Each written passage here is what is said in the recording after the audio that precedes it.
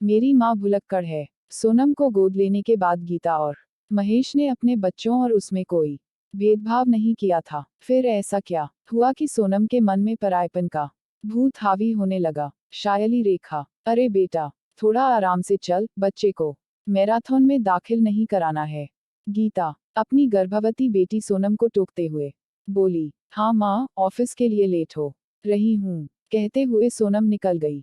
गीता और महेश ने सोनम को गोद लिया था। गीता एक टीचर थी। लगभग 20 साल पहले सड़क पर एक 5-6 साल की लड़की को भटकते हुए गीता ने देखा। उसने उस बच्ची से उसके माँ बाप के बारे में पूछा तो वह कुछ बता न सकी। पुलिस में शिकायत दर्ज कराने के बाद गीता उस बच्ची को अपने घर ले आई। लगभग 6 महीने तक इंतजार करने के बाद भी पुलिस उसके माँ बाप को न ढूंढ सकी, जिसके बाद गीता और महेश ने सभी प्रक्रियाओं को पूरा कर उसे गोद ले लिया।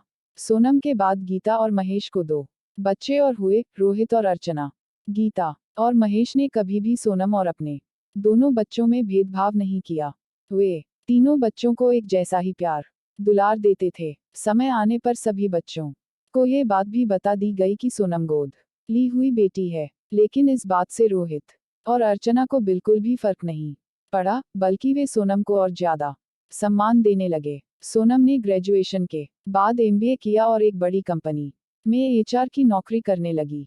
सोनम को विशाल से प्यार था। इस बात को जब उसने अपने माँ बाप को बताया तो उन्होंने खुशी खुशी सोनम की शादी करा दी। विशाल पेशे से इंजीनियर था, तो उसे काम के सिलसिले में कहीं भी जाना पड़ता था, इसलिए शादी के बाद भी सोनम अपने परिवार के साथ ही रहती थी। शादी के 1 साल बाद ही वह गर्भवती हो गई।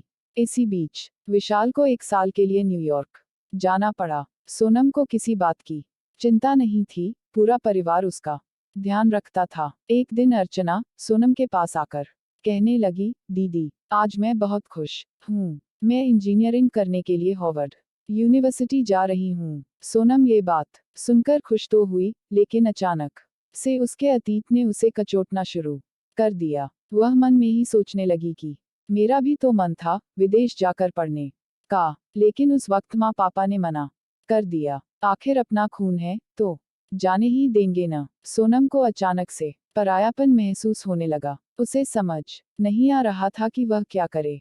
जिस वक्त गीता और महेश ने सोनम को मना किया था, उस वक्त उनकी आर्थिक स्थिति इतनी ठीक नहीं थी, लेकिन इस बात को सोनम समझ ही नहीं पाई।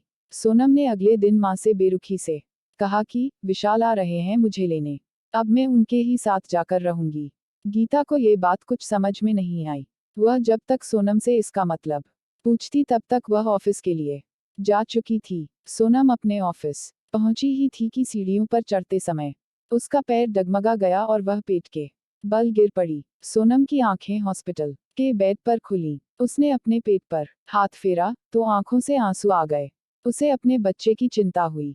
दरवाजे पर देखा तो शीशे के उस तरफ माँ और विशाल का चेहरा दिखाई दे रहा था। बधाई हो, आपको प्यारी सी बेटी हुई है, नज ने बच्ची को सोनम के पास रखते हुए कहा। अपनी बच्ची को देखकर सोनम की जान में जान आई।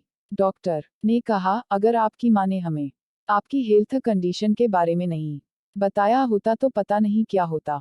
वक्त रहते आपकी और आपके बच्चे की जान बच गई। बच्चे पैदा करते समय जो समस्या आपकी माँ को हुई थी, वही प्रॉब्लम आपको भी होनी थी।